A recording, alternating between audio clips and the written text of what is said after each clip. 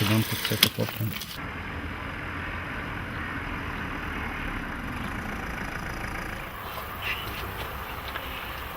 Ja sam dr. Semir Osmanagić, profesor antropologije na Američkom univerzitetu u Bosni i Hercegovini, doktorska disertacija o civilizaciji Maja, član Ruske akademije prirodne znanosti i 2005. godine sam otkrio prve piramide u Europi, Bosansku dolinu piramida.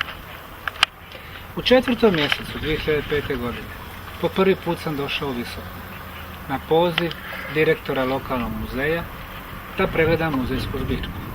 Prema tome piramide nisu bile razlog moje posjete. Mada sam se 2 decenije prije toga intenzivno bavio proučavanjem drevnih civilizacija i osobito piramida. Počeo od onih u Srednjoj Americi, Gvatemali, Hondurasu, El Salvadoru, Belizu, Meksiku, do onih na jugu Južne Amerike, Peru, Bolivija, u Sjevernoj Americi, Kahokija piramide, u Africi, u Sudanu i Egiptu, širom mora oko Afrike, Sicilija, Sardinija, Mauricijus, Kanari, zatim kineske piramide, indonežanske, kambođanske i na koncu na jugu Europe, na jugu Francuske, u Italiji i antičkoj Grčkoj. Nakon mog prvog dolaska u Visoko, ono što mi je upalo u oči bila je pravilna geometrija ovog uzvišenja iza mene. Imala je 4 stranice, izražene bridove, a kada sam uzeo kompas mi pokazao da ove stranice odgovaraju stranama svijeta. Popeo sam se na vrh ovog uzvišenja. Ekipa koja je bila sa mnom, njih 7, govorili su o srednjemu vijeku, o dobu kada je na ovim prostorima bio drugi najstariji evropski univerzitet, kada je postojalo samostalno Bosansko kraljevstvo. Međutim, ono što sam ja gledao bila je piramida na kojoj sam stajao, sa druge strane doline još jedno uzvišenje, također sa trokutastim stranicama i sa odličnom orijentacijom. Kroz glavu su mi strujale slike prolaska ljudi između ove 2 piramide. Piramide kad se nalaze u paru, uglavnom se u Srednjoj i Južnoj Americi nazivaju piramidama Sunca i Mjeseca. Međutim, ono što se meni odmah nametnulo, to je da im damo ovo oznaku za prostor bosanske piramide Sunca i Mjeseca. I nakon pola sata prekinuo sam ovo društvo u razgovoru i rekao sam: gospodo, da li znate da se nalazimo na vrhu najveće piramide na svijetu, Bosanske piramide Sunca, a preko puta nas je Bosanska piramida Mjeseca? Zastali su u čudu. Poznavali su da sam već izdao 10-ak knjiga na temu drevnih civilizacija. Od tog momenta kreće 2005. godine moje vlastito istraživanje ovog fenomena. Angažiram firme da rade geološka sondažna bušenja, probne arheološke sonde, analiza uzoraka, zapošljavam geologa. I u 10. mjesecu mi izlazi prva knjiga o otkriću bosanskih piramida. U toj knjizi sam nagovijestio i otkriće podzemnog labirinta. Objavljujem vijest svijetu, ovdje u Sarajevu, i hiljade ljudi mi se javljaju sa interesom da pomognu projekt. Sljedeće godine, 2006.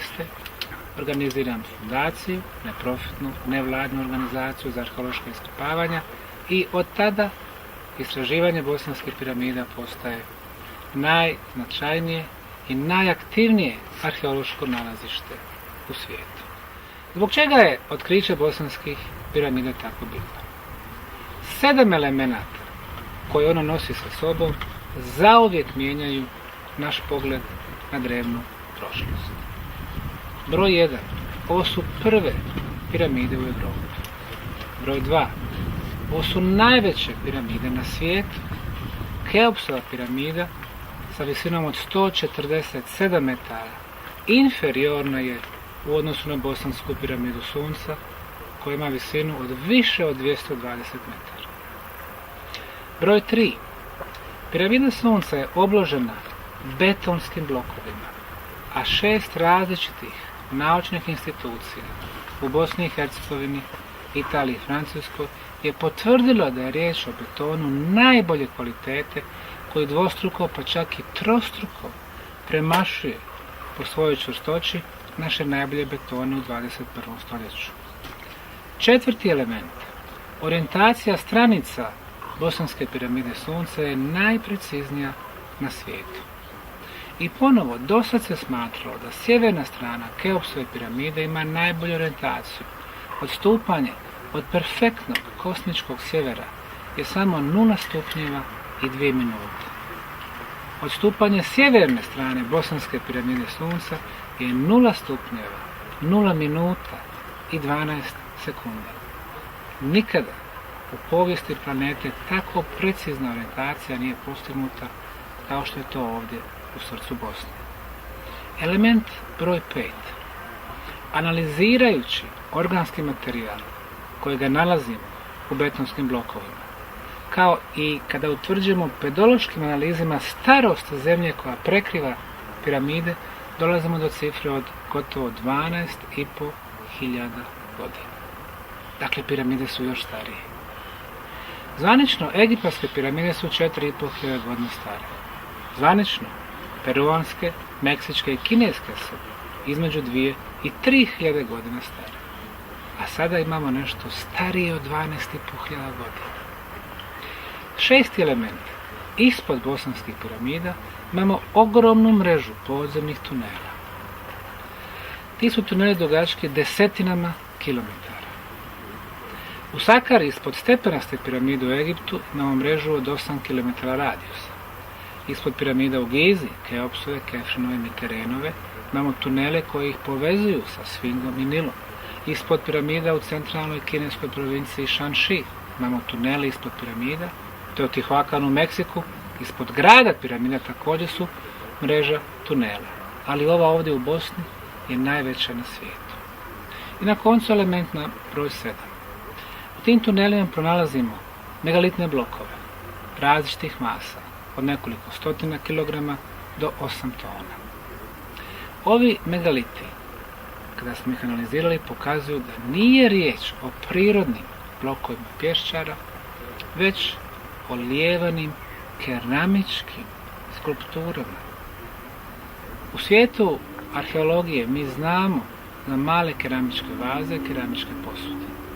No izgleda da je u Bosni sve veliko i najveće, tako da imamo i najveće keramičke blokove.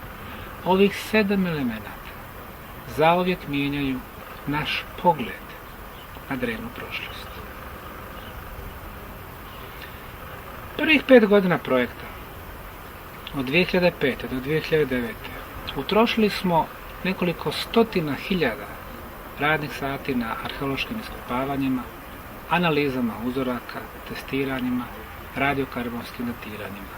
I nepobitno smo utvrdili da je ovdje riječ o ogromnom građevinskom kompleksu iznad zemlje i ispod zemlje. Iznad zemlje imamo najmanje 5 građevinskih struktura. Bosanske piramide Sunca, Mjeseca, Zmaja, Zemlje i Ljubavi. A ispod zemlje ogromnu mrežu tunela.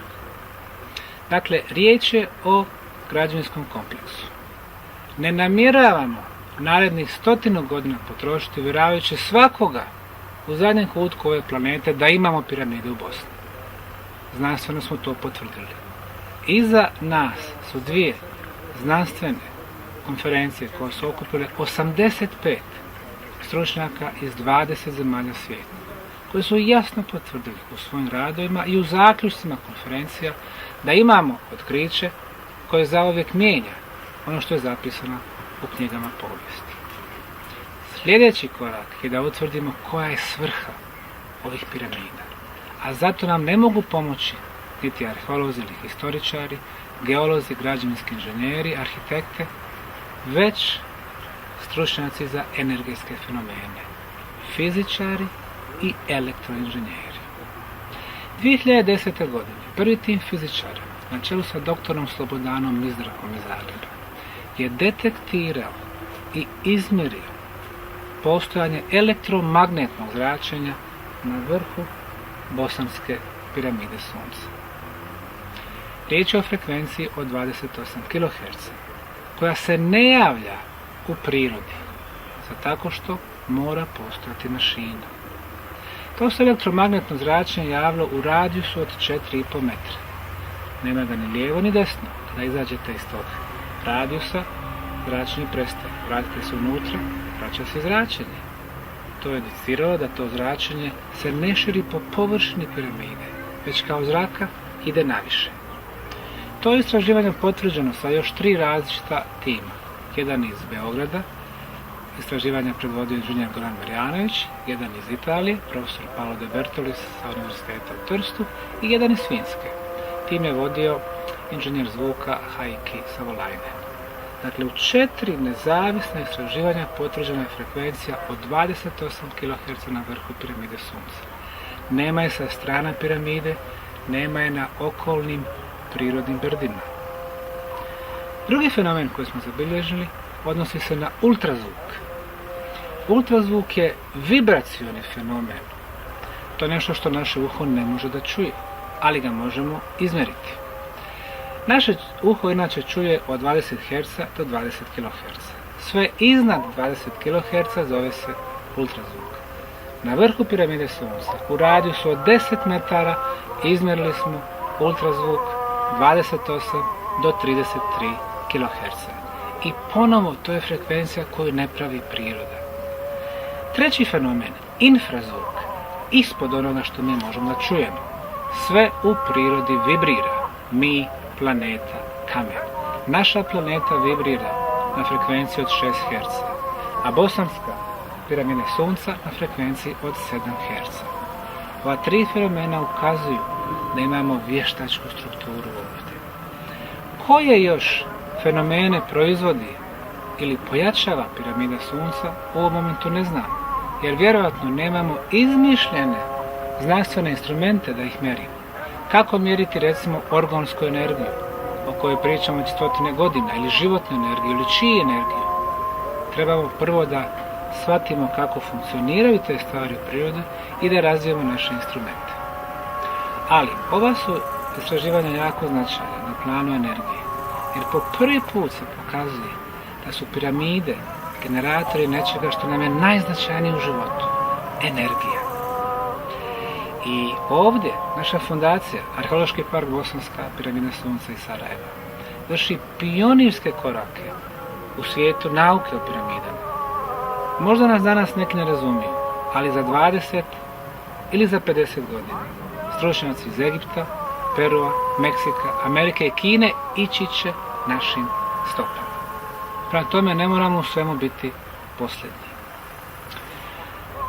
Otkud energija na piramidama? Otkud energija u tunelima? Energija ne nastaje ni iz čega. Piramida ne generira energiju ni iz čega, već koristi postojeće izvore energije. U središtu naše planete je magma. Ona generira magnetnu energiju, magnetno polje oko čitave planete. Druga vrsta energije, podzemne vode. One generiraju energiju. Piramide svojim oblikom ima mogućnost da usisava tu energiju i zatim da je pojačava. Ruski tim geofizičara, profesori Oleg Kavroškin i Vladislav Ciplakov sa Šmitovog instituta u Moskvi su radili istraživanja piramida u Egiptu i Bosni i Hercegovini i zaključili da je signal ovih energetskih fenomena na vrhu piramide u odnosu na podnožje 50 do 500 puta jači. Zbog toga i građa piramide sa završetkom na vrhu. Zbog toga onako strahovito kvalitetni betonski blokovi koji onemogućavaju energiji da se rasipa i sve se fokusira prema vrhu. Neko je u prošlosti znao kako da koristi obnovljive izvore energije na ekološki zdrav način, bežičnim putem da ih prenosi i da dobiva besplatnu energiju. Sve ono što mi nemamo, jer koristimo neobnovljive, ugalj, nafta, plin, koristimo na jedan prljav način, zagađujući okolinu, gradimo dalekovode, prenosimo ih kablovima i gubimo 20 do 50% energije. I na kraju tu energiju plaćamo skupo, mi, krajnji potrošači. Stoga, otkriće piramida u Bosni, ne samo što mijenja našu povijest, ima potencijal da promijeni i našu budućnost.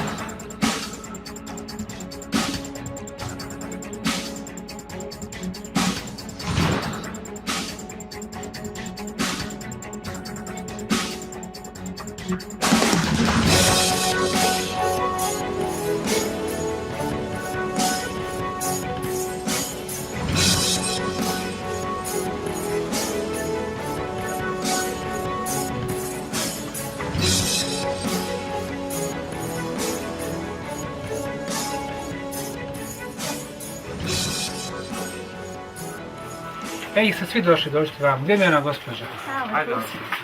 Dođite vi kod mene, Vi danas imate poseban tretman. Odakle ste iz Švedske? Iz Norrköping. Dakle, moje ime je dr. Semir Osmanović. Ja sam profesor antropologije na Američkom univerzitetu u Bosni. Doktorska disertacija civilizacije Maja i prije 7 godina sam otkrio bosanske piramide. I ovaj podzemni labirint. Već 7 godina rukovodim projektom istraživanja bosanskih piramida. Vi ste sada ušli u podzemni labirint Ravne. Podzemni jer bit ćemo ispod površne zemlje 20 do 25 metara. Labirint ovdje je čitava mreža podzemnih tunela i prostorija, a Ravne, ovaj dio visokog se zove Ravne. Ono što mi radimo, mi čistimo postojeće prahistorijske tunele koji se kreću prema piramidi Sunca. Od ovog mjesta do piramide su 2,5 km.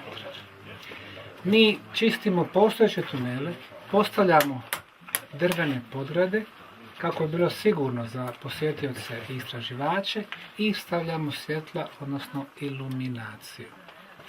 U proteklih 6 godina, dakle od 2006. do danas, smo očistili i podgradili oko 550 metara, a otkrili ukupno 740 metara otvorenih tunela.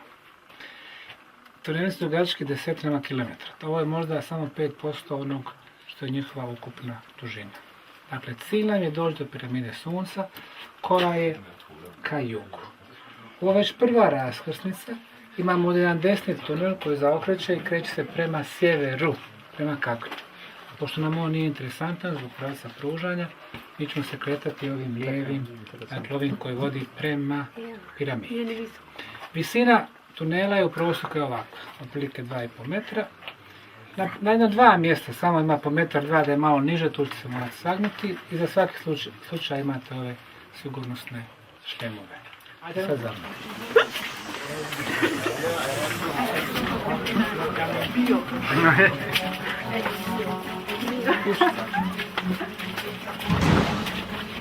Ovdje padite glavu, ovdje malo ne?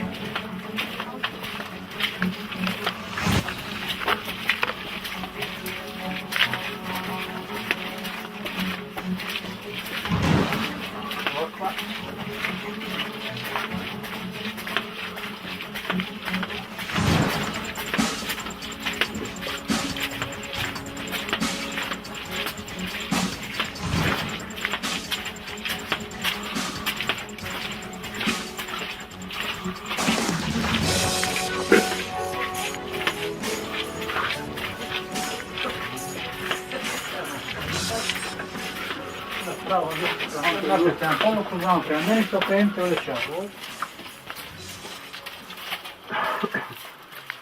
Vidite kako unutra prijatnije nego van.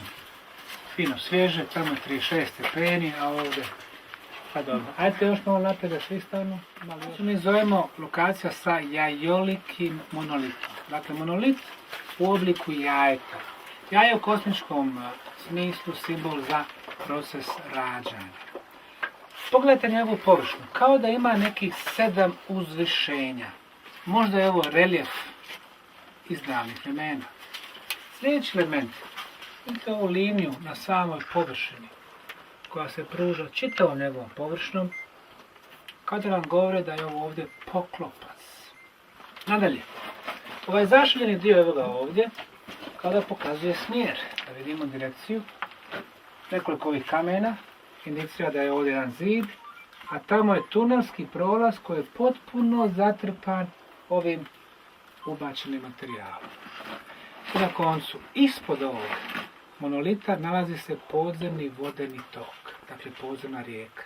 Ona je široka od ovog kraja do onog tamo. Za nas u 21. vijeku ovo je običan komad kamena, komad stijene. Ali za drevne graditelje tunela ovo je bila informacija koja je pokazivala gdje se nalaze podzemne vode, a podzemne vode uvijek generiraju energije. Sve u prošlosti kao i danas bila je borba za energiju. S desne strane je jedan zid. Mi ga zovemo suhozid, suhi zid. Zašto suhi? Zato što nema vezivnog materijala, nema maltera, nema cementa. Međutim, neko je napravio vrlo kompaktan zid koristeći ove riječne oblutke. Iza zida imamo ovaj materijal koji je rastresit. A onda u nastavku imamo tunel. S lijeve strane jedan tunel koji je potpuno zatvoren, s desne strane drugi koji je također zatvoren. Kako se budete kretali kroz ove tunele, vidjet ćete da sa obje strane uvijek postoje ovi zidovi. Kad su ovi zidovi, znači iza su tuneli. Čitava mreža tunela.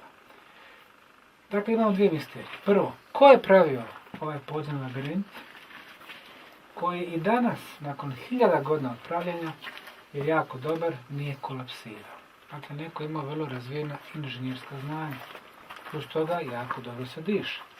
Kako budemo ulazili dublje, disat ćemo sve bolje. Što je malo nelogično s naše aspekta. A druga misterija, ko i zašto je zatvarao sve te prolaze sa ovim zidovima i sa ubačenim materijalom. O tom ćemo malo više kasnije. S desne strane imamo jedan zid, suhozid. Iza zida ovaj ubačeni šljukoviti materijal i tamo je tunel. Evo mu ove polukružne tavanice. Dakle, jedan tunel koji je potpuno zatvoren. 1,5 m dalje od njega je drugi zid. Gdje god je zid, uvijek on zatvara tunel. Dakle, ove su dva paralelna tunela koja su zatvorena. 10 metara niže vidjet ćete ima treći tunel koji je također paralelan. Mi smo upravo prošli prije 10 metara također jedan tunel koji je paralelan sa ova 3. Dakle, tuneli do tunela. Ovo gdje danas stojimo, prije 3 godine bilo je sve ispunjeno šljunkom i ova sekcija je bila zatvorena jednim zidom malo ovdje ispod nas. Dakle, sad već malo vidimo tehnologiju ovih koji su zatvorili tunele. Zatvore jednu sekciju u potpunosti, naprave zid. Zatvore drugu, naprave zid. Zatvorili su ovu, tamo su napravili zid. I tako sve do samog ulaza. Tuneli su bili u kompletu zatvoreni. Dakle, neko je htio da nešto sakrije. Vi kad ne želite da vam uđu ljudi u tunel, vi možete da kolapsirate ulaz i to je to. Ali ovdje neko htio da bude siguran. Ne samo da niko neće naći tunele, već da neće moći otići dalje, prema piramidi. Htio neko veliku tajnu da sakrije. Ne visočku, ne bosansku, nego svjetsku, globalnu. Jer kad ubacujete 1000 tona materijala, milijone ovih kamenica, dakle imate jako dobar razlog za to. E sad, koju tajnu? Za arheologe tajne su da se pronađu nekakve grobnice. Međutim, grobnica, to je počivalište za jedno mrtvo tijelo, zapravo to je nešto nebitno. Za većinu nas u 21. vijeku velika tajna je, na primjer, veliko blago, dragocjenosti, zlata. Ali zapravo i to je nebitno. Šta je to što je bitno, što je još važnije? tehnologija. Ako imate tehnologiju u svojim rukama, onda vladate svijetom. Put prema najvećoj piramidi svijeta je zapravo put prema otkrivanju tajne piramide. Naša bosanska piramida Sunca je ogromna energetska mašina. Neki su možda čuli, ostatak je u mojoj knjizi, mi smo snimali energetske fenomene na vrhu piramide Sunca i našli smo da se kroz sami vrh proteže elektromagnetna zraka. Također na samom vrhu imamo zraku ultrazvuka. Dakle, piramida služi za stvaranje tih energetskih fenomena. Treba još izučavati da vidimo na osnovu čega se stvaraju i generiraju te tehnologije, ali očigledno neko vrlo razvijen u prošlosti bio koji je napravio kompleksne piramide. Sad smo došli kod onog što mi zovemo megalit K2. Megalit u arheologiji znači veliki kamen K2. Mi smo u podzemnom labirintu pronašli, ako možete samo te tene malo skinuti sa U labirintu smo našli desetine blokova različitih dimenzija i masa, od nekoliko stotina kilograma do nekoliko tona. Ispred nas je najveći do sada kojeg smo pronašli, ima 8 tona. Ako pogledate njegovu površinu, vi vidite da se ona zapravo kao da se sastoji iz uzvišenja, brda, dolina, rijeka. Možda prikazuje reljef Visočke doline prije toliko hiljada godina. Nadalje, ovdje sa strane imamo jednu liniju koja se pruža čitavom dužinom, koja ponovo ukazuje da je možda riječ o poklopcu. Treći element, ispod ovog bloka, evo koji se nalazi s moje strane, mogu se malo sagnuti, imamo jednu ploču koja je 15 cm debela i koja očigledno predstavlja potporu za ovaj blok. Ovaj megalitni blok je postavljen na ovu ploču, to je vrlo važan arheološki dokaz da je neko izabrao ovu lokaciju kao značajnu. Postavio na ovu potporu i onda ih je vezao vezinim materijalom na bazi kalcijum karbonata. Dakle, nisu htjeli da se ovaj blok miče niti lijevo, niti desno. Zašto? Čini mi se da znam odgovor na to pitanje. 22 metra ispod nas nalazi podzemni vodeni tok. Voda dolazi iz jednog tamo smjera, kreće se naprijed, udara u nešto ispod nas i cijepa se na dva dijela. To mjesto udara je vrlo jako i energetski potentno mjesto kad voda udara. Čim se voda kreće, generira energiju, a kad udari, generira puno jaču energiju. Dakle, neko je kao da je skanirao ovaj prostor ispod nas i postavio blok na takvo moćno energetsko središte. Uzeli smo uzorke ovdje sa vrha ovog megalita i poslali ih na analizu na Institut za atomsku fiziku. Pitali smo ih vrlo jednostavno pitanje, da li je riječ ovdje o prirodnom materijalu, o blokovima pješčara, ili je riječ o nečemu što je napravljeno vještačkim putem. Institut za atomsku fiziku je napravio dvije vrlo sofisticirane, dvije vrlo napredne analize. Jedna je rentgenska difrakcijska analiza, a druga fazna analiza. Fazna analiza pokazuje geološke faze u kojim su nekad materijali nastajali.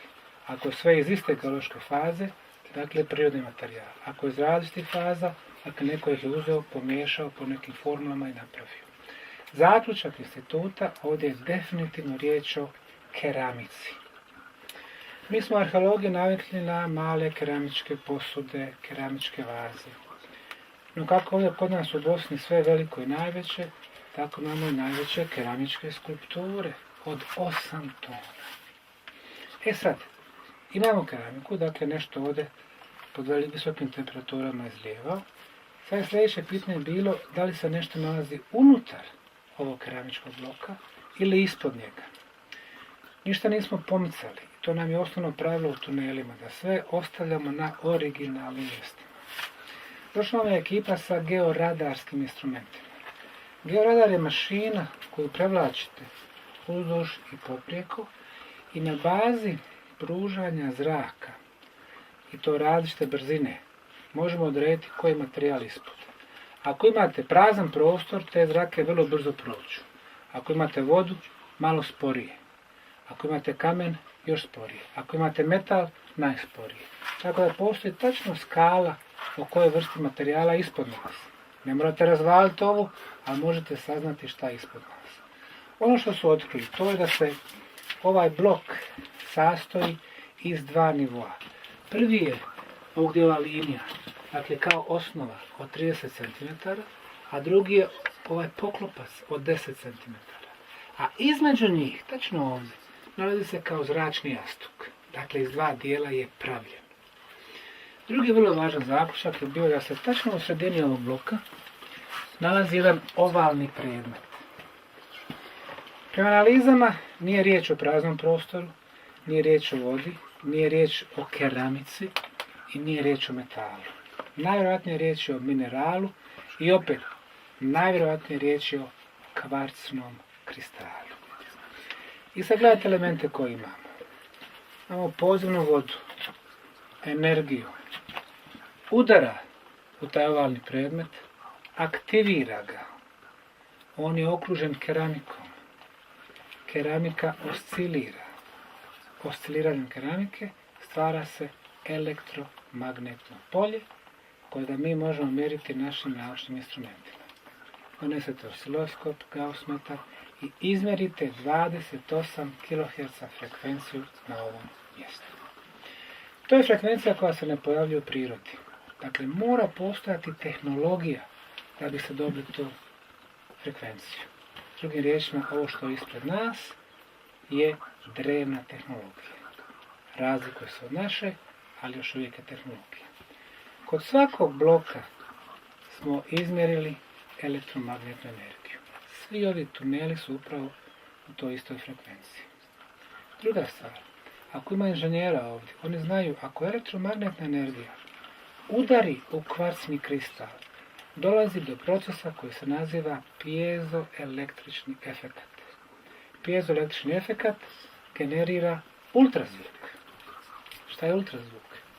Naše uho čuje u opsegu od 20 Hz do 20 kHz. Sve iznad 20 kHz je ultrazvuk. Mi ga ne čujemo, ali ga životinje čuju. Od prvog dana istraživanja, prije 6 godina u ovim tunelima, mi nikada nismo našli životinjsku kost. I danas životinje nerado ulaze ovdje. Dakle, taj ultrazvuk izgleda njima smeta, ali nama prija, jer ultrazvuk ubija mikrobe u našem organizmu, a ne šteti našim zdravim ćelijama. To je sa aspekta fizičke, materijalne nauke. Sa aspekta one druge, spiritualne nauke. Ovo je mjesto gdje ljudi koji su osjetljivi, koji mogu da osjete energije, govore o iznimno jakim i pozitivnim energijama na ovom mjestu. I ono što smo mi počeli zadnje vrijeme da radimo, zamolimo svakog ko je došao ovdje da otvori dlanove i da ih spusti na 10 cm od bloka da vidimo da li se može ta energija osjetiti našim rukama. Ako hoćete možete sami probati, 10 cm iznad, samo se fokusirajte, oni neki mogu osjetiti kako energija ulazi kroz prste ili kroz dlanove, kao trnci, a onda se dalje širi. Ko je osjetio? Svi ste je osjetili. Ja osjetim, znači ja visoko.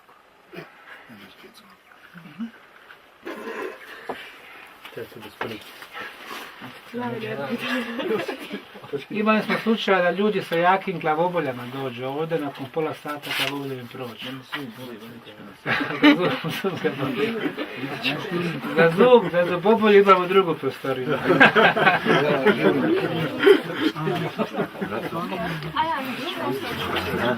A, imali smo.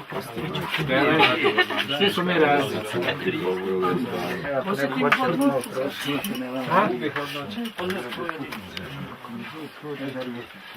Probajte, možda nekom upali. Ja?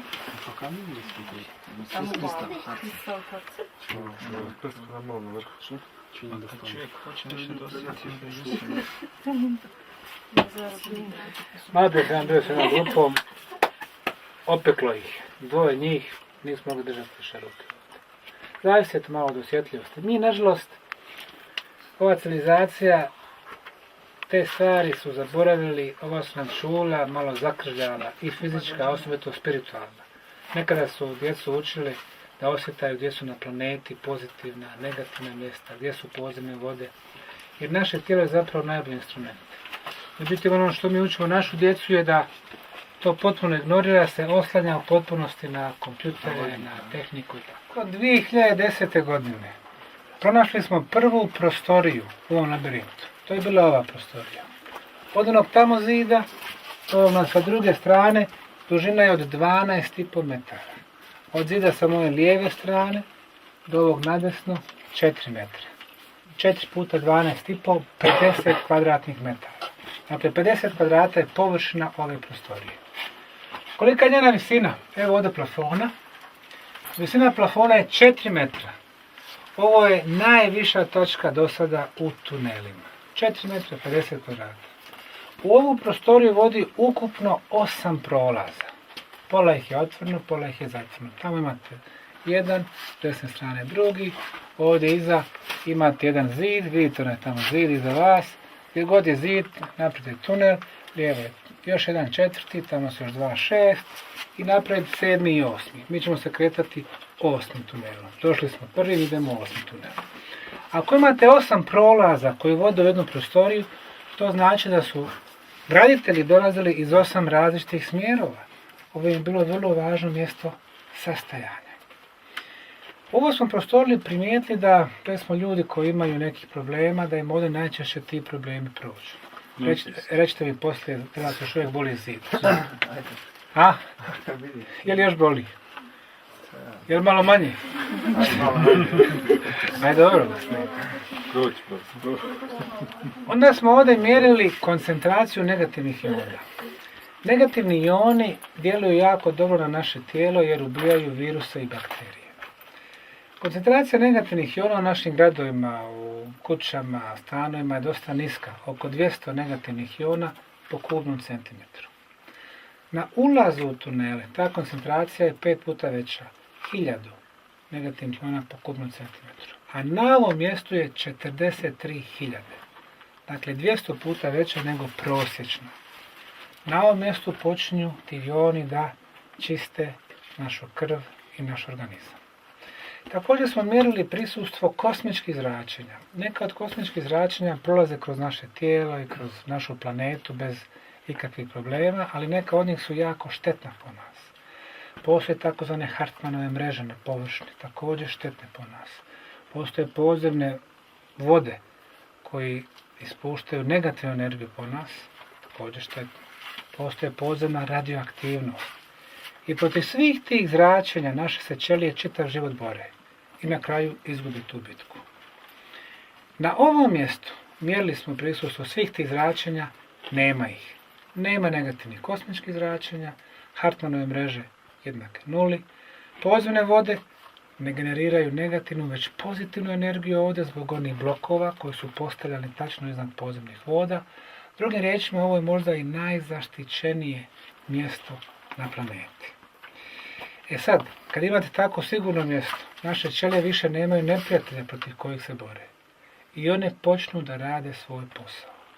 A njihov posao je da rješavaju probleme u organizmu. I zbog toga je ovo neka vrsta prostorije gdje se počne odvijati proces samo regeneracije, dakle regeneracije organizma. Imali smo u zadnjih par godina nekoliko jako dobrih slučajeva gdje su ljudi stvarno hvalili sa tim beneficijama nakon posjete tunelima. Evo, jeste pogledali ovdje ove jezero, niste? Jel vidite jezero tamo? Pogledajte ovdje da ne... Vidite, voda potpuno ravna, glatka površina, odsijavaju se ovi kameni.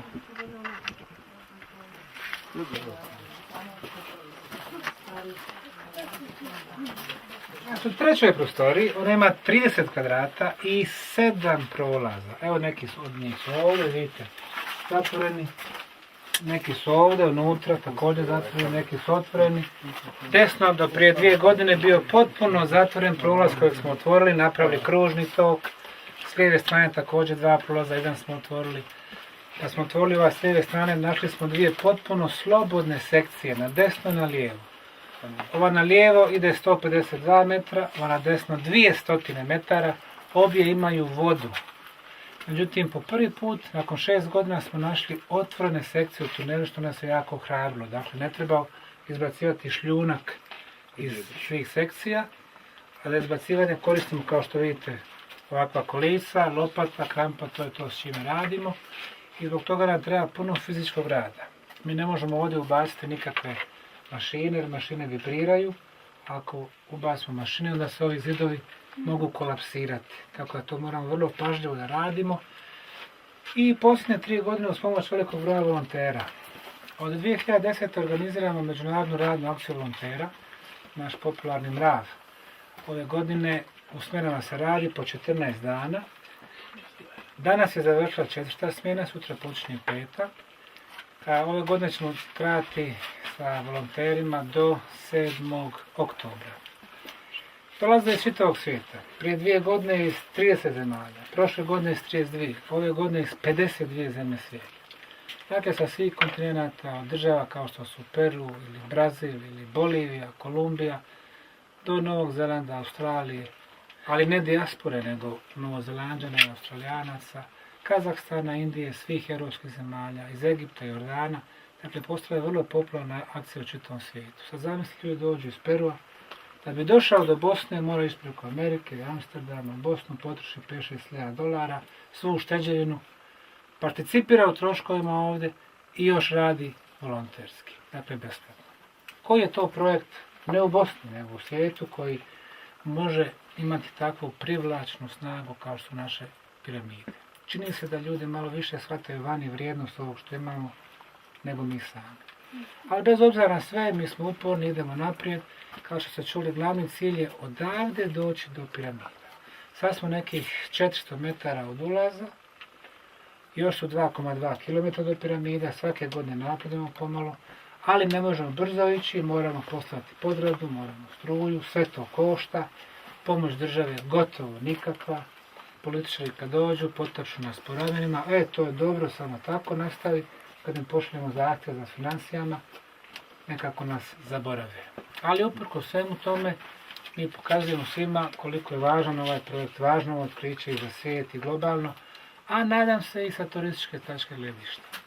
Pošto sve više ljudi uviđa određene beneficije zdravstvene, doći će dan kada nećete moći čekati samo 10 minuta da uđete, već nekoliko sati, a možda i nekoliko dana morat ćete da se upišete unaprijed.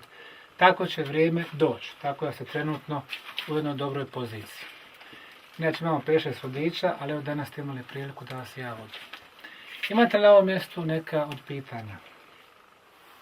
Imam ja. Izvolite. Kako znate dokle ćete kopati? Kako znate da je to zid? Da je to to? I mogu ja pipnuti ovo, ali šljunak koji vi kopate, ima čvrstinu. Pa jes, da vidite ovo. Nije on uvijek ovakav. Da vidite. Nije. To je odlično pitanje. Je li ovo visina? Pa vidite da je to plafon, tako. Plafon otprilike ovdje na 1,40 m. I mi onda izbacujemo šljunak iznutra. Taj materijal je očigledno rastrčan. Ok, to mi je jasno. I njega u stvari mi ubacujemo u ova kolica. Znači samo uzimate što je rastrčan. Rastrčicu izbacujemo. Sada, ovi tuneli su interesantni jer su različitih visina. Malo prije smo prošli neko tunelčića, neki su možda 80 cm, neki su 1,5 m, neki su 4 metra. Recimo, visina ove prostorije čini mi se oko 2,5 metra. Evo vidite, tamo je plafon i pušta se čitavom dužinom. Zašto je različita visina tunela? Mi ako bi sad počeli da čistimo ovaj tunel, on bi vjerojatno prvo padao sa 1,40 m na metar, na 80 cm, nakon toga počeo da raste na metar, 1,5 m, 2, 3, 4, onda opet da pada 3, 2, 1, 2, 3, 4 i on se kreće kao sinusoida. To nema za gradnju tunela izgleda nelogično. Način na koji mi radimo tunel, napraviš tunel od 5 metara, staviš ventilatore naprijed i nazad i ventilira zrak. Tako ih mi pravimo. Međutim, drevni narodi očigledno nisu imali ventilatora. Niti su im bili potrebni. Kad dođu ovdje rudarski inženjeri, oni se ne mogu čudom načuditi kako je riješen problem cirkulacije zraka. Evo, mi smo 400 metara od ulaza. Gdje bi ona gospođa? Tu sam. Ali ima jedan izlaz, ima jedan izlaz za 20 metara. Ima izlaz za 20 metara, nemojte paničiti. Dakle, toliko smo od ulaza a dišemo u stvari bolje nego vani. Mi vani kad izađemo sada, vidjet ćete koja je razlika, kao u nekom pritisku, pritisne vas. I taj isti osjećaj i ljeti i zimi. Sad je viša temperatura, zimi je niža na polju, ali ko da ste izašli iz nekog prostora gdje vam je ugodnije. Plus toga u ovih, koliko je već prošlo, pola sata, 45 minuta, vjerojatno obratite pažnju da li ste mislili na neke brige životne. Vjerojatno niste. Dakle, ovdje je jedna posebna atmosfera vlada. Da se vratimo na različitu visinu tavanica. Kada je tavanica niža, 80 cm, onda je pritisak malo jači i on gura zrak. Kad je tavanica viša, 2, 3, 4 metra, pritisak je slabiji. Kad je niža, on je jači. Kad je viša, slabiji, jači, slabiji, jači. Na 100 metra dužine jednog tunela, ta sinusoida, uzrok je da zbog razlika u pritisku da dolazi do cirkulacije zraka. Zrak se polako kreće. To kad imate jedan tunel, kao da imate jedan dugački ventilator. A kada imate 100 tunela, to je kao da imate 100 ventilatora. U svakom dijelu tunela cirkulacija postoji. I u svakom dijelu tunela je ista temperatura. Mi imamo 12 tačaka gdje svakodnevno vršimo mjerenja temperature i vlage. Ovdje je 11,5 stepeni, u svakom tunelčiću 11,5 stepeni. Ovdje je 85% vlage, svuda je isti procenat vlage. Sem na samom ulazu, odnosno izlazu. Tamo je nivo vlage 99%. Kao da se formira jedna barijera u odnosu na vanjski svijet. Dakle, tu su cirkulaciju postigli različitim tavanicama. Što znači da, pošto mi čistimo otprilike par tunela koji nas vode prema jugu, ne čistimo sve. Birate neke za koje mislite da su visoči. Kako ih birate? Pa ne, one su Kako svi sad isti. odlučite koji ćete Oni su birati? svi isti. Mi smo imali mogućnost da čistimo ili ovaj koji smo vam desno očistili. Odlučili smo se na ovaj desni i oni su bili iste visine. E sad, ono što radimo, da bi bili sigurni za kretanje, mi im onda malo podignemo visinu. Kad bi sad počeli čistiti, morali bi ga proširiti malo naviše, za 1,40 m na 2 metra. A tamo gdje je 4 metra, to ostavimo, tamo gdje se onda spušta. Uglavnom, nama je standard taj da možemo postaviti drvenu podgradu. Tako da jedan djelomično modificiramo. Sljedeća stvar, kad bi mi samo jedan tunel čistili prema piramidi, koji bi bio dugačak 2,5 metra, na bilo kom dijelu tunela moglo bi doći do kolapsa. Tako da to ne bi bilo sigurno. Ono što radimo, svakih 50 metara napravimo kružni tok iz sigurnosnih razloga. Tako, ako bi došlo do kolapsa, ljudi uvijek mogu birati kojim se tunelom vratiti natrag. A mi ćemo se sad raditi jednim od tih kružnih tokova, tako da će nam to biti puno brže. Je li neki materijal korišten za pravljenje tunela ili? Pa gledajte, ovaj materijal koji vidite, to se zove konglomerat. Konglomerat nastaje, pogledajte, imate kamenje, kamen, šljunak, pijesak, kamenje različitih boja i različitih dimenzija. Kada imate poplavu, ovdje je vrlo blizu rijeka Bosna, poplava donese sa sobom taj kamen i šljunak. Voda se povuče, ovaj kamen ostaje ovdje. Nakon 20 godina nova poplava dovede nove količine tog materijala. Nakon 100, 200, 1000, 5000 godina smjenjuju se poplave i ta količina šljunka i kamena se povećava. Ono što je ostalo na dnu, 20-30 metara ispod, zbog pritiska postaje kompaktno. I onda se to zove konglomerat. Evo ga ovdje. U tom kompaktnom konglomeratu graditelji tunela su napravili ovu mrežu tunela. Takmeđutim, kad pogledamo ovaj konglomerat, on nije nastao geološkim, dugoročnim, milionskim procesima. On je, vidite, taknete ga, on se rumi. Dakle, on jeste kompaktan, ali on je plod, ne znamo koliko, 32.000 godina ovih procesa skupljanja. Naime, mi smo u ovom konglomeratu našli komade drveta koje kad smo analizirali pokazali su 32.000 godina, što je doba kad su bile prve poplave u ovom dijelu Visokog. Dakle, neko u konglomeratu napravio sve te prolaze do ispod piramide. Kad su pravili te prolaze, izbacili su 100.000 ovog materijala, 100.000 tona materijala. Šta su ti materijali? One koje su bili na piramidi Sunca, koji su vidjeli one velike betonske blokove. mogu tačno da vide različite boje u blokovima, od plave, bijele, crvene, zelene, žute i tako dalje, i različite dimenzije. Dakle, kopanjem tunela dobili su materijal za beton. Samo im je falio vezivo. Mi danas koristimo cement, a oni su koristili glinu. Glinu su drobili, miješali sa vodom, zagrijavali na nekoliko stotina stepeni i dobivali su tečno sredstvo, ubacili ovaj kameni šljunak, kad se stvrdilo, dobili su beton najbolje kvalitete. Znači tuneli bez ikakve potpore. Tuneli su bez potpore gradili.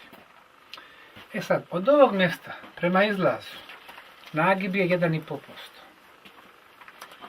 Da nije bilo nagiba, da je bilo potpuno nivelirano, 0%, bile bi svuda bare. A vidite, ovdje je uglavnom sve suho. Da su imali veliki nagib od 5%, od 10%, onda bi taj tok vodeni jednostavno uništio sve ove zidove.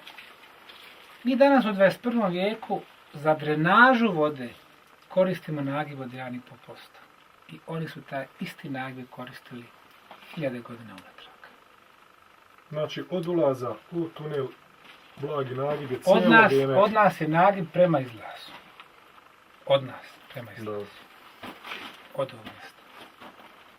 Kažete 5% urađeno do sada ovog čišćenja. Pa ja pretpostavljam da, pošto mreža mi znamo ide desetnama kilometara. Kad 740 metra, to je koliko do sada otvornih sekcija, 740 metra u odnosu na desetine kilometara, to je zapravo mali prostor. A kada se približi 100%, kakve efekte? Piramide. Da, a kakve efekte će imati tipa ove energetske vrijednosti i negativni ioni? Pa ono što smo mi primijetili, to je što ulazimo dublje, koncentracija negativnih iona raste. Što ulazimo dublje, sve veći broj slučaja ljudi koji se hvale da su doživjeli određena zdravstvena poboljšanja. Mi smo recimo snimali ljude koji su ulazili unutra prije i poslije. Imali smo iz Slovenije jednog volontera, inženjer Janez Pelko, koji 73 godine ima. On ima opremu za snimanje ljudske aure, dakle bioenergetskog omotača oko tijela. Ukoliko aura kontinuirana, neprekinuta, znači da je red imate taj zaštitni omotač, nemate nikakve bolesti. Ako aura nedostaje ponegdje, znači imate neki upalni proces, imate neki zdravstveni problema. On je snimio 79 ljudi, muški, ženski, stari, mladi, istraživači, volonteri, turisti, posjetioci, prije i poslije. I ustanovio je da je poboljšanje aure u 85% slučaja. Najveće poboljšanje imao jedan student iz Zagreba. Njemu je jedino rekao, Janez kaže, snimit ćemo ti auru prije i kad se vratiš. I on je otišao na onaj megalit K2, gdje smo malo pribili.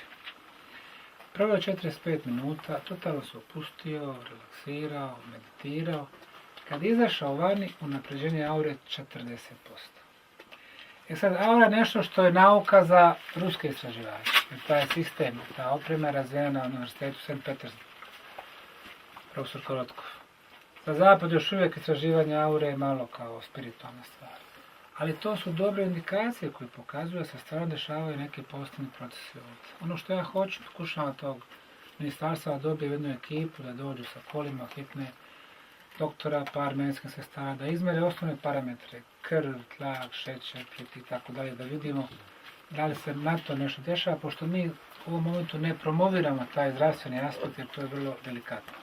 Ali ono što vidimo građevinski kompleks ispod zemlje, onaj koji ga je napravio, vrlo napredna inženjerska znanja, nakon 12.000 godina ovo ništa nije kolapsiralo.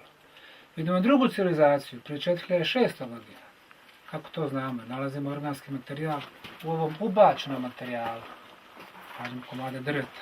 4600 godina. Dakle, neko je prije 4500 godina ovo sve zatvarao. I jedni i drugi su manipulirali sa 1000 tona materijala. Naši historiografi i arheolozi kažu da prije 5000 godina ovo je bio pećinski čovjek. Pećinski čovjek niti je ovo gradio, niti je ovo zatvarao. Dakle, ovo je reč o civilizacijama o kojima ne znamo ništa. Dakle, moramo imati knjige historije. I zbog toga, naravno, su veliki otpori u kulturnom establishmentu, ne žele promjene, misle da sve znaju. Na čelu ovog projekta je neprofitna fondacija Arheološki park Bosanska piramida Sunca. Prvi put jednim ovako ogromnim projektom u svijetu rukovodi grupa entuzijasta, dakle ne ljudi koji rade u muzejima, u ministarstvima kulture, u odeljenjima arheologije, dakle ljudi koji su plaćeni, nego ljudi koji vole istraživanje, piramide, svoju zemlju. I to je još jedna stvar koja je trn u oko ovim iz institucija. Međutim, uprkos svemu, mi idemo dalje, uprkos tako slabim fondovima, zahvaljujući volonterima, dobroj volji, entuzijazmu, nešto malo hajde karte, suveniri, knjige, ali uglavnom, kad imate ovako jednu plemenitu ideju, vi ćete stići do svoga cilja, uprkos svima. Jeste li svjesni posljedica? Otkrivanja? Otkrivanje? Društveni, socijalni, Pa, ekonomski? Broj jedan, sa historijskog pogleda, ovo potpuno mijenja naš pogled na drevnu prošlost. Dakle, prve piramide u Europi, najveće na svijetu. Onda orijentacija stranica piramide je najpreciznija na svijetu. Blokovi koje tamo nalazimo, najkvalitetniji beton. Peta stvar, piramide prekrivene više od 12.000 godina na osnovu zemlje, najstarije piramide na svijetu. Šesta stvar, splet tunela je najveća mreža podzemnih tunela ispod bilo koje piramide u svijetu. U Egiptu Sakara, stepenasta piramida, 8 km podzemnih tunela. Piramida u Gizi, Keops, Kefren, Mekerem, povezani sa Sfingom, sa Nilom, ali puno manja mreža. U Meksiku, Teotihuacan, ispod piramida, Sunca, Mesaka i Sakatla, tuneli, ali ne ovoliko veliki. Sedma stvar, keramički blokovi, najveći na svijetu, iz drevne prošlosti. Dakle, sve čega se dotaknemo ovdje, mijenja naš pogled na prošlost, dakle, treba ponovo pisati knjige, udžbenike iz istorije. Ali energetski fenomeni koje nam bilježe fizičari, elektroinženjeri, imaju mogućnost da promijene budućnost. To je malo više u knjizi ko želi da je kupi. Dakle, sa naučne tačke gledišta posljedice su ogromne. I neka su. Ekonomske, turističke, Egipat godišnje posjeti 8,5 milijuna turista, ostaje 15,5 milijardi dolara zbog piramida. Meksiko, milijarde dolara. Nama ne treba milijarde, nek smo stotina miliona, mi možemo kroz arheološki turizam praktično po prvi put stati na svoje noge. Ne treba vući za skute ove naše birokratske predstavnike u Briselu, u Njemačkoj, moliti za pomoć i tako dalje, nego kroz turizam. Čitava ekonomija može da sveti. Dakle, to je i ekonomska i politička posljedica. Uzeti sudbinu u svoje ruke, a ne da s tobom manipuliraju kao zadnjih 10 godina. Još nešto? Ako nema, možemo polako napraviti. Ja sam zadržao ovaj potres prije nekog godina. Je nova nekoga. Pa evo još uvijek. 1000 godina. Odlično spatite u pitanje. 1000 godina, sve u redu. Ajmo polako. Gospođa što je pitala vez visine tunela. Pogledajte ovdje. Ovdje su tuneli 4 metra. I vidite, tamo ima jedan prolaz.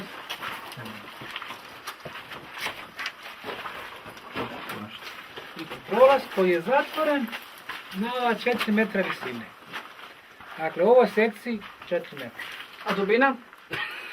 Je li ispod vas mekano sad? Jel kopate, još tiš dole? Ovo ne diram. Dakle, ovo je zatrpano. Vidite, ovo je rasvjetni materijal. Ovo je drugi tunel. Ovo je već niži. Ovo je možda 2,5 metra. A ovo je 4 metra. A hoćete ovo ovdje skidat sve? Ovo ne, pa ne može, ne mislim ne mislim da ste bukvalno, da li bi se skidalo? Je li to dole dno? Ili je to dno? Dno je tamo gdje vi stojite. Dakle, on je ovo do 4 metra zatvorio, a tamo do 80 cm. I ono što je interesantno, način na koji su zatvorili, nije ručno. Ne možete vi 4 metra ispuniti lopatom. Vi morate imati, recimo, ko mi danas nešto, neku kod cijev, pod pritiskom da izbacuje materijal i popuni do vrha. Da vidite ovdje u nastavku. Vidite ovo. To je taj što produžava i ide dalje. Dakle, neko do samog vrha to zatvara. Mi smo djelomično malo ovo kako smo uskidali, malo je to palo, ali do vrha je to sve zatvorano. Dakle, onaj koji je zatvarao bio je napredan isto kao onaj koji je pravio. Ovdje je jedan vrlo interesantan suhozid, jedan veliki suhozid kojeg smo ostali netaknutog, koji zatvara tamo prolaze, tamo jedan prolaz, tamo drugi prolaz. Na prvi pogled oni su nabacali to kamenje, ali u stvari ovi su zidovi vrlo kompaktni. Kad ih pronađemo, to se ništa ne odronjava. I pogledajte, nekad imamo u sve ove riječne oblutke nađu se ovakve pravougalne ploče. Zašto? Zašto baš ovdje? Da li su i to bili neki znakovi za snalaženje, za kretanje, imali neki simbolizam? Teško je reći. Jer on je mogao proći bez ovih ploča. Mogao je samo nastaviti ovako, nabaciti, ali on ih je uvijek postavio. I te ploče obično budu na negdje otprilike istoj visini. Ne. Ovdje su, gdje smo na ovom mjestu.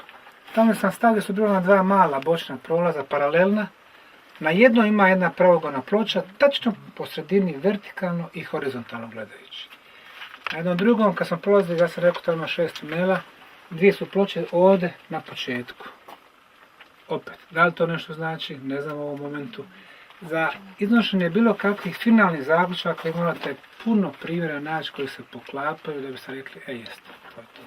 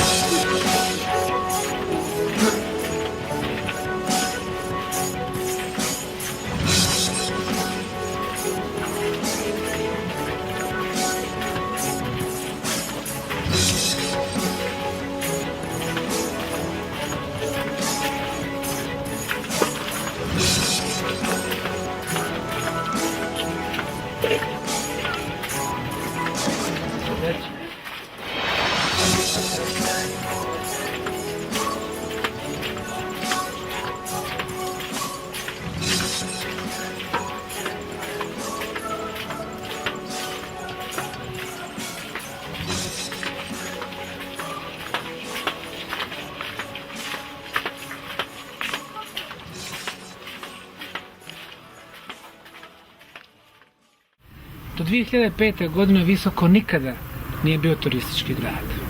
Sa otkrićem piramida, desetine hiljada ljudi iz čitavog svijeta došlo je ovdje u srce Bosne da posjeti piramide.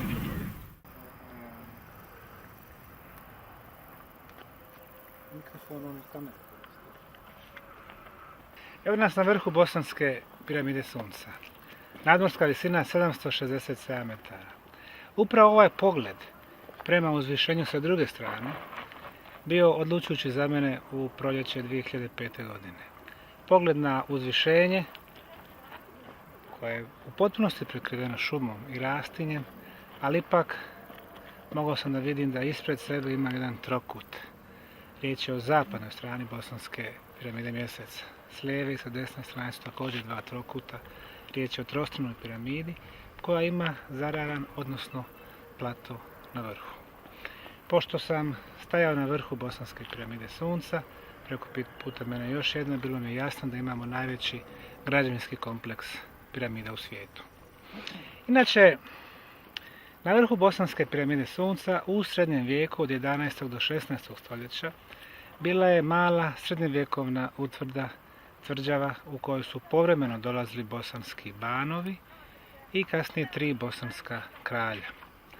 Sa građevinskog stanovišta riječ je o skromnom kompleksu, ali sa državotvornog, za Bosnu i Hercegovinu riječ je o historijski vrlo važnom kompleksu jer se zapravo ovdje začinjala srednjovjekovna bosanska država. Kao što je poznato, Bogumili, stanovnici srednjovjekovne kraljevine Bosne, imali su posebnu religiju, ako bi je tako mogli nazvati, za razliku od Vatikana i drugih religija gdje se moli ikonama i kipovima, njihov pogled na svijet bio je drugačiji, mnogo širi, poštovali su i živjeli u harmoniji sa prirodom. Dolaskom Otomanskog imperija u 16. stoljeću to se sve promijenilo. Oni su zapalili ovaj srednjovjekovni kraljevski grad, visoki, od tada niko u njemu nije stanovao. Gotovo 600 godina on je bio zapušten, propadao je i tek sa dolaskom naše fondacije Arheološki park Bosanska piramida Sunca započeta su otkopavanja ovdje, skrenuta je pažnja javnosti na važnost ove utvrde koja se nalazi na vrhu najveće piramide na svijetu. Inače, prije 2000 godina ovdje je bila jedna mala rimska osmatračnica jer je nađena rimska cigla. A ispod su nađeni arheološki artefakti koji najvjerojatnije pripadaju ilirskim vremenima, 2500 godina unatrag, jer očigledno ova pozicija uvijek je bila važna, dakle imate komandni položaj nad čitavom dolinom. A sva tri kulturna sloja nalaze se na vrhu najveće svjetske piramide. Vrlo je važno predstaviti ovaj kompleks u punom svjetlu svijetu i on očigledno može da postane možda i najznačajnijom turističkom destinacijom na planeti. Naša nova istraživanja na vrhu Bosanske piramide Sunca, gdje je nekoliko nezavisnih timova, fizičara i elektroinženjera utvrdilo da postoje različiti energetski fenomeni, daju nam za pravo da zaključujemo da je piramida zapravo ogromna energetska mašina koja se zbog svoje unutrašnjosti, a unutra ima barem 7 nivoa hodnika na različitim dubinama koji su spiralno postavljeni, plus najveći podzemni kompleks tunela i prostorija kroz koje je očigledno strujala energija i kretala se prema piramidi i dakle na taj način dobivamo mašinu koja proizvodi nekoliko vrsta energije. Ono što smo mi našim znanstvenim instrumentima uspjeli da utvrdimo, govorimo o elektromagnetnom zračenju, vrlo specifičnoj frekvenciji od 28 kHz, o ultrazvuku i još o nekoliko drugih vrsti energetskog zračenja. Godina organizira međunarodnu radnu akciju volontera MRAV, Bosanske piramide, gdje okuplja stotine mladih ljudi, ali i onih koji se u srcu osjećaju mladi, koji dolaze iz svojih udaljenih zemalja, od Perua i Novog Zelanda, od Indije i Kanade, od svih europskih zemalja, da volontira, da radi besplatno, otkrivajući tajne bosanskih piramida. Pri tome ne moraju biti profesionalci, arheolozi ili studenti arheologije. Dovoljno da su dobronamjerni, ugrade u ova otkrića kako bi za 5 ili 20 godina svojim unucima pričali kako su oni bili tu na početku. Sobom donose i odnose pozitivnu energiju. Jedna od piramida nosi naziv piramida ljubavi. Među brojnim kritikama koje sam doživio ovih godina, i to je bila jedna od njih. Zbog čega sam davao ovako romantična imena piramidama. Piramida Sunca, Mjeseca, Zmaja, Zemlje i ljubavi. Sunce i Mjesec, jasno je, postoje astronomski odnosi između piramida Sunca i Mjeseca. Sjena piramide Sunca kreće se po dolini da bi uoči zalaska prekrila piramidu Mjeseca. Piramida Zmaja, to je simbol za znanje. Dajući to ime jedna od piramida, odali smo priznanje znalačkim graditeljima piramida. Piramida Zemlje ili hram Majke Zemlje, zaboravili smo da je Zemlja naša majka. I na koncu vratimo se na piramidu ljubavi. Zašto piramida ljubavi? Drevni su narodi znali da su riječi moćne, a najmoćnija od svih je riječ ljubav. Kada je ogromno građanite date ime piramida ljubavi, ideja je da se čitava Visočka dolina oboji upravo ljubavlju, porukama prijateljstva. I to je vrst poruka koje mi želimo slati u svijet. Umjesto iz Bosne, koja je znana kao zemlja rata i nasilja, u zadnje vrijeme kao zemlja korupcije, pravimo zemlju koja će biti poznata u svijetu po arheologiji, kulturnom nasljeđu, turistima, volonterima s čitavog svijeta. Zemlja ljubljenja.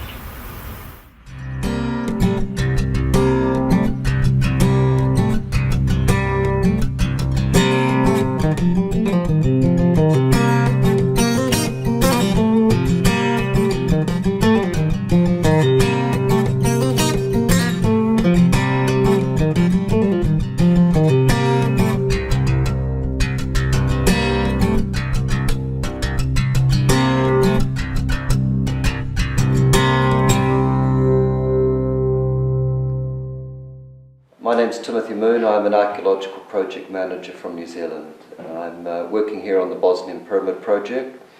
My responsibility here is to ensure that archaeological method is observed, that we have scientific policies in place, that we have a proper method for collecting data from the field and analysing that data.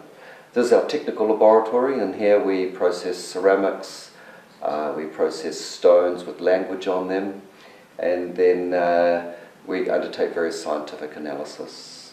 Here at the moment, as an example, is we have these small effigy dolls. We've found about 20 or 30 of these. Some of them have faces painted on them, some of those faces have gone. These have been found in a layer, cultural layer, approximately 20,000 years old minimum. Therefore you can understand why they're missing some information. So to analyse something like this, we measure it, we sketch it, we look for detail on it, any distinguishing marks, and then we run comparisons with other material that we find. Now we are starting to find some with faces on resting, they've been painted on, and they have images such as we have Medusa, the pre-Greek goddess, and some other faces that we can't yet determine. There's quite a lot of material here. There's a plaster cast we've made of a footprint that was found on Vranica tumulus. This footprint was found on a concrete block that is under a very, very deep layer of clay and soils. The age of this, very difficult to tell. It would not be newer than 10 to 12,000 years. It's more than likely to be in that 20,000 year area. We have found stones with language on, which I'll show you in a moment. We found a lot of ceramic material. We have approximately 15,000 pieces of ceramic that we've processed and stored in this laboratory. And we have about 600 different stone artifacts, stone tools, stone art objects, stone technologies. They're all housed in our adjacent laboratory, which we will have a look at shortly. In July 2013, we were cutting an access tunnel through Ravna conglomerate. That means this is not an existing passage, it's not an existing tunnel. We were cutting a route to arrive at another tunnel. Under the debris we discovered a large megalithic stone. At the moment it appears to be about 25,000 kilograms. It's probably going to go a lot larger. It is under about 100,000 tonnes of material, so it's deeply buried, 400 metres into the tunnel system and about 40 to 50 metres below ground level. Around the edges of this megalithic stone we have found foundation walls which tell us there was a building there in the past, possibly a temple, we're not sure at the moment, and we've found a stone with the image of the sun on it, so we know we have a culture that was involved in sun worship. We've also found some very small fragments of ceramic, and we have retrieved about 14 samples of organic material so we can undertake some dating of this stone.